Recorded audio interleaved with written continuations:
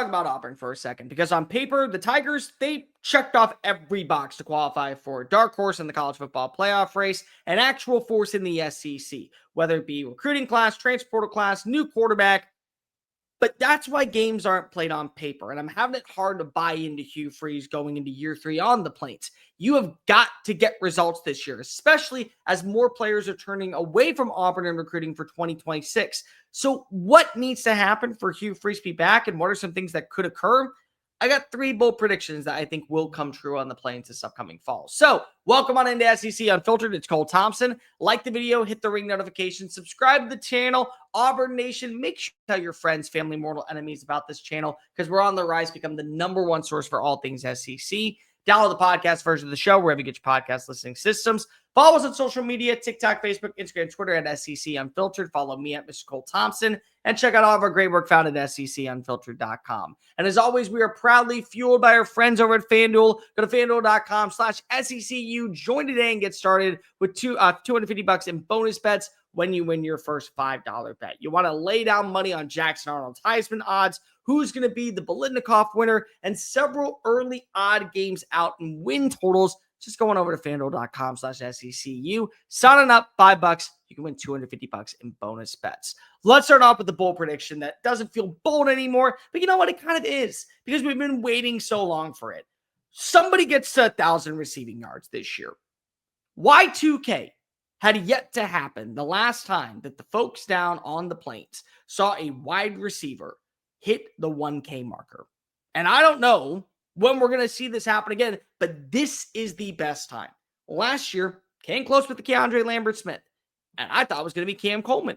Well, this year, it may be Cam Coleman. A year older, a year wiser, much more stronger, much more adaptable to what the play calling is going to be for Hugh Freeze. It also might end up being newcomer and Eric Singleton, because Singleton's a human highlight reel. You can use him out in the backfield. You can use him on short dink and dunk passes. You can use him with that vertical play. He is a gadget of all sorts, to where you know that you just got to line him up to where his advantages are going to be a mismatch for whoever is lined up against him. He's going to go for 20 yards.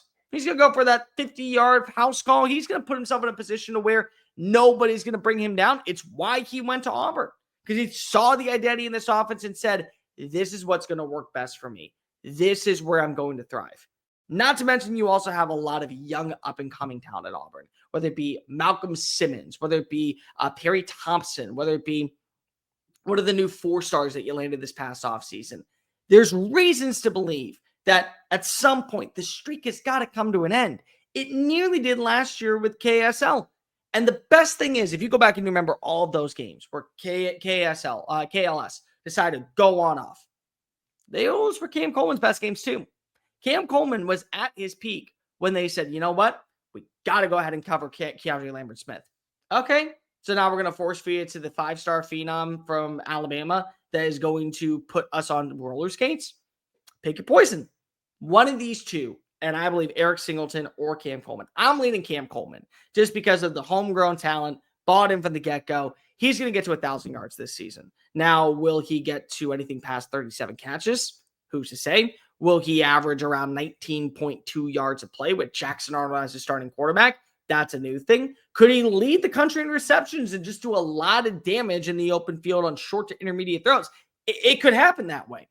But I do believe the streak is coming to an end. We got iPhones. We have computers. We have AI taking over technology. Before we have an Auburn wide receiver going for 1,000 yards. And God forbid if we get GTA 6 before it happens out in Jordan-Hare Stadium, we have a major problem at our hands. So that's bold prediction number 1. Here's bold prediction number 2. And it's not going to be kind, but I have to do this. I think Auburn starts the year off 2-4. I'm not buying into it. Now, is it Jackson Arnold? Who's to say? Is it the fact that they lost so much when it comes to the offensive personnel? I don't think so. Because I like their offensive line. I think their offensive line is going to be great. I actually love their wide receiver room. I think their tight end play, albeit unknown, still could be very solid. And I do think that Jackson Arnold is going to be one of the better quarterbacks in transitional periods from his past team to his new team. It's a good fit in terms of what you want to run. Hugh Freeze will pull out the best version of Jackson Arnold. But you got to look at the schedule. And unfortunately, I don't think enough people are. at Baylor, Friday night, battle on the Brazos. Baylor's got a top 10 quarterback in Sawyer Robertson. Baylor also has a top 15 running back in Bryson Washington. They have a top 25 wide receiver in Josh Cameron. They have a good tight end room. They have a good offensive line. And all of them have spent years now, multiple, working with Jake Spavital. And I don't know if you know much about McLean Stadium on a Friday night, but it gets loud. It gets booming. It is one of the more hostile environments in the state of Texas that is a hidden gem until you are welcomed in. And there could be plays and there could be drives where, unfortunately, you just have a miscue. And Jackson Arnold throws into double coverage because if he thought that his wide receiver was cutting left and he's cutting right, and that's pick six. I think Baylor right now should be the favorite, and I would take Baylor in this matchup. You also look at Ball State and South Alabama. Hopefully you don't lose those two games because those are your two wins. But they got at Oklahoma. John Mateer versus the former starter of the Sooners in a game to where Sooner fans are going to want to make sure that they know that they got the right guy. And Jackson Arnold's going to want to make sure you wasted my time here. Well, it's also a team game, and I look top to bottom at what Oklahoma's defense is going to be and how momentous this matchup is. You came out away unscathed on a Kip Lewis pick six last year. Is that going to be the case again? So I lean in favor of, again, Oklahoma at Texas A&M. This is going to be a bloodbath in terms of brutality. Both offensive and defensive lines are going to be going after each other. But here's what I trust. A&M has the best rushing attack in the SEC this year. Now, that does not mean that they have the best running back, but you give me a trio of Amari Daniels, Reuben Owens, and Lavian Moss, who is a top 7 player at his position. It's going to be challenging to stop. They're going to be able to work ways against you that puts you in a blender of concerns. And so I look at this matchup.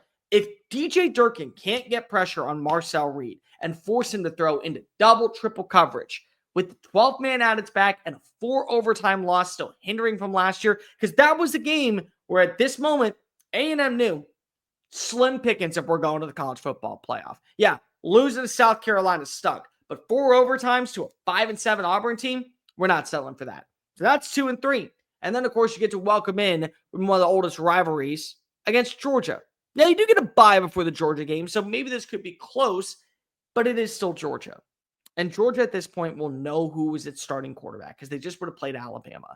And if Gunnar Stockton wasn't working for them, I promise you they're making a switch. They'll know what does work and what doesn't for Mike Bobo's offense. They'll know if they have a solid run game or if they can have sufficient pass protection or if they can pressure a quarterback.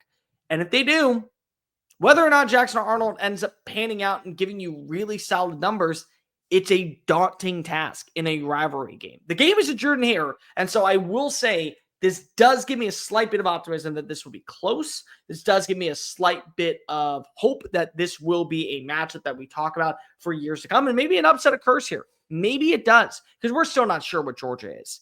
But if you're asking me in my gut intuition what I think is going to happen, 2-4 on the horizon before you get a 3-game stretch against Missouri, Arkansas, Kentucky. And then you throw Vanderbilt into that one as well. And those are probably your next 4 games that you can potentially win. But it brings me to my third and final prediction. The Vanderbilt game comes to a close. They're driving back from Nashville on the early morning of November 9th because it'll be probably a night game. And it's about 1 a.m. And Hugh Freeze walks into his office, and there is the athletic director and multiple boosters saying, "Thank you for your service. You are no longer required here." Bold prediction number 3 is I believe Hugh Freeze gets fired after the Vanderbilt game, largely because of what happens in the Vanderbilt game. Diego Pavia has Hugh Freeze's number. It is not a thing that is, it's a ragtag story of what he did at New Mexico State. No. He played him at Liberty. He beat him at Liberty. He played him on the Plains while he was at New Mexico State. He beat him on the Plains while he was at New Mexico State. He beat him last year with a Vanderbilt squad that, yes, did beat Alabama, but they were nowhere near that same velocity of an identity offensively when they played against the Auburn on the Plains. And now you get to go to First Bank Stadium. Now you get to go to Nashville. Now you get to go into the house of Baba Yaga.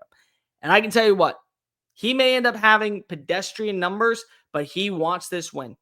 Something about having a four-peat over a coach that you get to hold over their head for all of time, it seeps into your soul. It says, I want this win. And you look at, again, what could be the buy-in at this point? Yeah, you got to win against Missouri. Yeah, you travel on the road and you play against Arkansas. Then you go ahead and you play against Kentucky. You should at least be close, if not win all three of those games. So now you're sitting at 5 wins. You need one more to get to bowl eligibility. That's what you want. But that's not the standard for Hugh Freeze. That should never be the standard down at Auburn, Alabama. And folks that bleed the orange and blue, they understand this, especially.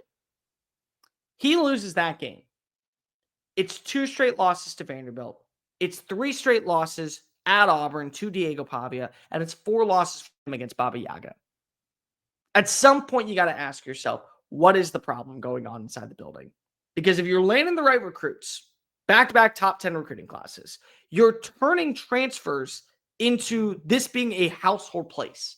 Eric Singleton could have gone anywhere. He chose to come to Auburn. There were multiple defensive linemen that could have gone anywhere. They chose to go to Auburn because they were buying into the vision. You're landing premier talent year in and year out, and the results aren't producing. So if you're landing the right talent and you're landing the right recruits, and at the end of the day, they still are struggling, and you're the one calling the offensive shots, and you're the one leading the team, everything points back to Hugh. And so at this point, if you were to lose the Vanderbilt game and start the season off 2-4, even if you were to find a way to get past Alabama and Mercer, you're not getting near what the expectations were going into year 3. Auburn barely wins 10 games in a season. It used to be a standard. Now it's an outlier. And it's clear that even though you have to give year 1 Hugh Freeze to establish his culture and his identity, because there was a lot of problems with Brian Harsin, year 2, this was not a bad team. They finished bad because of the inconsistency of the offense and the turnovers at ill-advised times, but it also came down to the play calling, where Hugh Freeze fired Philip Montgomery and then hired himself to take on over for all of the shots. And it's the same play calling once again. So if you lose that game, I'm sorry. I just don't see a scenario where you're able to kind of pull away with this one.